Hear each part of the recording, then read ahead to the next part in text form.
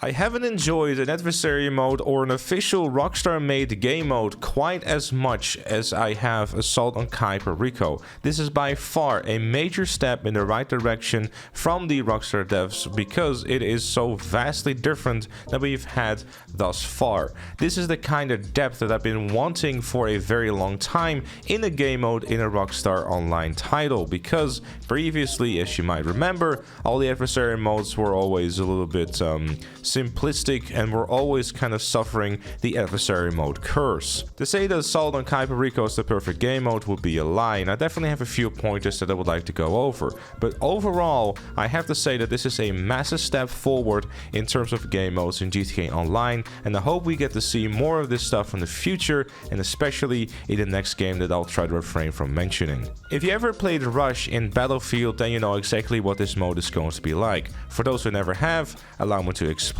There's going to be a defending team and an attacking team who both have to either defend or attack 2 objectives at a time. If the attacking team manages to destroy both objectives, the attacking team will get an additional 5 minutes to destroy the next 2 objectives. This will rinse and repeat until the attacking team has either destroyed 4 sets of the objectives or the defending team manages to stop the attacking team for the allocated amount of time. There's also a respawn timer, which is roughly 15 to 30 seconds depending on what location you're in, and it seems to all be going in respawn waves, which means that it will be more of a controlled environment when it comes to spawn, and also would allow you to control the chaos. The game mode is for at most 30 players, and even with 30 players it works quite well, and I never really felt like I was feeling completely overwhelmed. It really helped out to have the respawn timer and a respawn wave. Both teams will also have a choice between 3 different loadouts: the gunner loadout with the combat MG Mark II, SNS pistol Mark II and a grenade, the repeater loadout with the marksman rifle Mark II, machine pistol and grenade, and finally the assault loadout with the assault rifle Mark II, WM-29 pistol and also a grenade. And there's also a secret loadout which is scattered around the map, which will give you a musket, marksman pistol and also some molotovs. Don't bother with this one because while there is a special objective for getting 3 kills with this loadout, you will only get $7,500 for it, but there's no buffs to these weapons whatsoever. They are exactly the same as you're used to, so either you get a headshot or you are bust. Plus, the musket only has shotgun lock-on range, which doesn't make it a whole lot better. So you probably just want to avoid this one unless you are trying to do something different in the mode. My personal favorite to use either the assault rifle or the combat MG. The marksman rifle Mark II sadly doesn't have a scope on it, so it would have been nice actually to have a sniper of sorts in here to make it, I guess, a little bit more interesting and allow for some long range engagements to happen, especially with all those towers surrounded around the map. This could have been for some more interesting dynamic within the mode. Though on PC I'd say it might get a little bit annoying, but you know, on console there's definitely a desire to not always get locked onto and have a bit more of an opportunity of picking people off from a distance. Bonus objectives allow you to earn an additional $7,500 or even $12,500 for each completed objective. There's 2 different types of objectives. Either you have them for yourself by either disarming a bomb or taking out a certain amount of enemies or getting a certain amount of headshots, as well as team objectives, which generally just get completed by default, meaning that you generally are going to walk away with at least an additional $15,000 on top of your usual earnings, which obviously get paid out at the very end of the match. It is worth noting as well, by the way, that this was recorded during the time that it was double cash, so it is possible that it's not this much and that normally it will just be half what it is this week. The match will start with 10 minutes to either attack or defend the first 2 objectives. If the attackers are successful, they will get an additional 5 minutes for the next objective on top of the time that is currently going on. If the defending team manages to hold off the attackers for the whole 10 minutes, they will then win the game. Obviously, if the attacking team wins, the match will continue until they finally lose or complete the entire objective of all 4 sets of objectives. Both teams also have the ability of calling back their bike while they're on foot by holding either triangle on PlayStation, Y on Xbox or F on PC.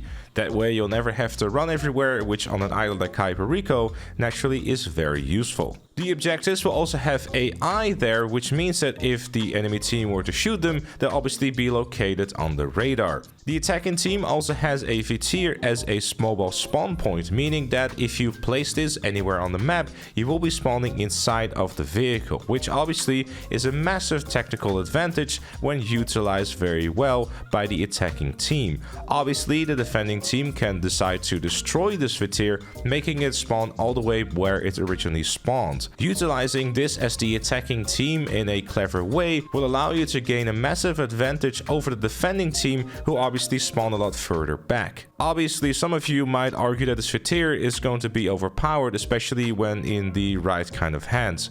However, there is a respawn timer for both teams, which is about 15 seconds or even 30 seconds, depending on what objective you are on.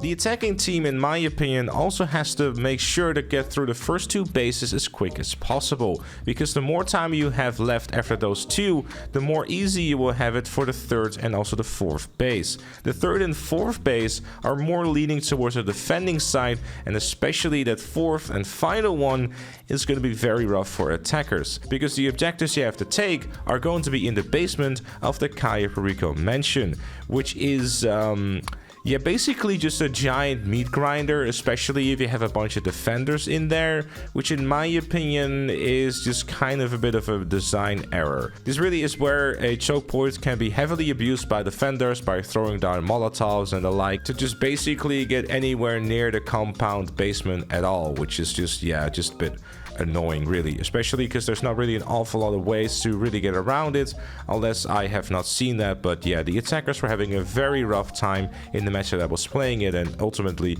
ended up losing after a very good effort. Both teams should also be utilizing the weaponized vehicles scattered around the island, like the Insurgent and the Tactical. If you manage to get your entire team in an Insurgent and then march your way towards your next objective, you'll probably have a head start towards the defending or attacking team, depending on which side you're on. These vehicles can be utilized predominantly for a transport way, but if you manage to get an Insurgent or Tactical in a tactical position, no pun intended, then you should be able to pick off a bunch of people on their bikes or just simply running through the grass as they're trying to make their way to either their attacking point or their defending point. The attackers are also able to grab themselves some additional loot from the locations scattered around the island. You would probably recognize them if you ever played the Cayo Perico heist. There's also a meter at the bottom right of your screen which indicates how much loot is left. Obviously, as a defending team, you would probably like to keep all that, unless you support robbing El Rubio even more, then I guess you could just leave it for what it is. As for my overall opinion on the mode, I have to say that I genuinely think that this is one of the best game modes, if not the best game mode, that Rockstar has ever added to the game. Cayo Perico itself, I would argue, isn't the best location for this mode, primarily because of a few issues that are probably pretty obvious to most folks. First up, of course, is the frame rate. I can't imagine how this will play on PlayStation 4 and Xbox One.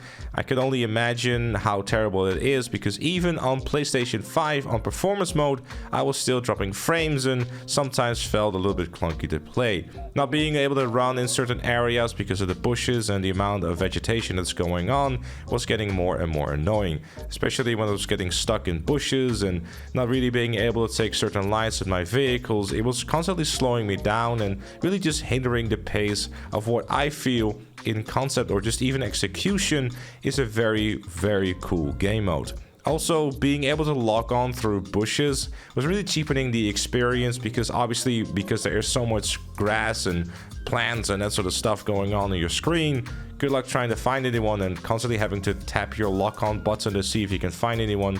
It kind of takes away the excitement and just wondering where the hell did I just get shot from. There were some long loads happening after respawn as well, especially when I was trying to spawn into V-tier, which is very annoying. Some folks in the game and stream chat were mentioning that they were waiting as long as 30 seconds, which also was on PS5, which is, yeah, that's just kind of taking away the whole pacing of it all. Obviously, I would assume this is related to being on Cayo Perico as well as in a full lobby, but still, it's something that it really hinders the experience. But even with that happening, the game mode itself is really great. I think there's a lot of very cool ideas and a lot of stuff really works. but obviously it's not entirely perfect, but I think it's definitely one of the best modes that we've had in a very long time. I would love to see more iterations of this mode being utilized within the Los Santos map, because I think there's definitely some opportunities there for some very cool variations on this mode. Obviously, it cannot be called Assault on Cayo Perico, but you know, you could call it something different but still be the same game mode, maybe change the name of it or whatever. But I'd love to see more maps of this, because obviously just one map is nice. It makes sense for like the fact it's all about being on Cayo Perico and utilizing that map some more, but the frames really is where a lot of folks might be turned off from playing this. Surprisingly enough, actually, on PS5 there were a lot of people actually playing this, so definitely go and play it for yourself if you haven't done so yet, because it actually is quite a lot of fun, and it's definitely one of the more challenging game modes in the game, which was actually quite surprising. I haven't had anything in terms of game modes this intense in GTA Online in like ever, really, so definitely give it a try if you haven't yet. If you have though, let me know your thoughts in the comments below. Leave a like if you enjoyed, subscribe for more, and if you really like what you see on the channel, become a member like Chloe, GTA Plus, Left Lane Looney, Apple Juice, Notorious Jam, and Better Chill Out. Thank you for watching, and I'll see you all later.